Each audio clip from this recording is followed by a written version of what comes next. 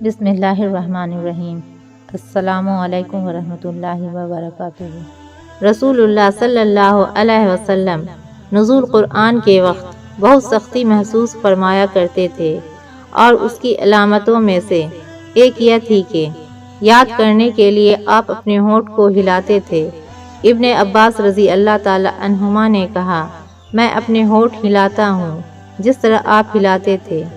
سعید کہتے ہیں، میں بھی اپنے ہونٹ ہلاتا ہوں جس طرح ابن عباس رضی اللہ تعالی عنہما کو میں نے ہلاتے دیکھا۔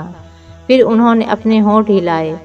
ابن عباس رضی اللہ تعالی عنہما نے کہا، پھر یہ آیت اتری کہ اے محمد، قرآن کو جلد جلد یاد کرنے کے لیے اپنی زبان نہ ہلاؤ، اس کو جمع کر دینا اور پڑھا دینا ہمارا ذمہ ہے۔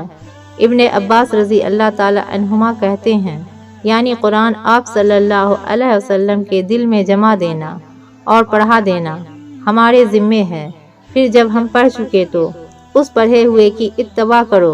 ابن عباس رضی اللہ تعالی عنہما فرماتے ہیں، اس کا مطلب یہ ہے کہ آپ اس کو خاموشی کے ساتھ سنتے رہو، اس کے بعد مطلب سمجھا دینا ہمارے ذمے ہے۔ پھر یقیناً یہ ہماری ذمہ داری ہے کہ آپ اس کو پڑھو، یعنی اس کو محفوظ کر سکو۔ چنانچہ اس کے بعد جب آپ کے پاس جبرائیل علیہ السلام وحی لے کر آتے تو آپ توجہ سے سنتے، جب وہ چلے جاتے تو رسول اللہ صلی اللہ علیہ وسلم اس وحی کو اسی طرح پڑھتے جس طرح جبرائیل علیہ السلام نے اسے پڑھا تھا۔ ہدایت چھایا ہے، ہادی عالم آیا ہے۔